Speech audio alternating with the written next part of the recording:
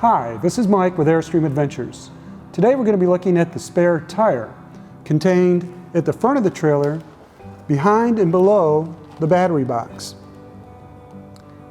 The latching mechanism and securing mechanism to hold the spare tire in place is to the left of the battery box. We have a pin and sliding pin and rotating flange. We pull the cotter pin out, slide the pin to the right, rotate the flange forward.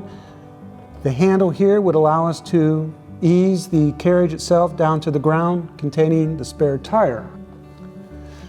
The carriage itself is hinged in the back, allowing the front of the tire to hit the ground first, and we can slide the tire forward underneath the A-frame of the trailer. It's important to know that the spare tire itself is an identical tire that comes on the trailer. The wheel is a steel wheel, unlike the aluminum wheels that come on the trailer. It's steel, but the tire is identical to the tires that are on the trailer. Thank you for watching our video. For more information, please visit us at airstreamadventures.com.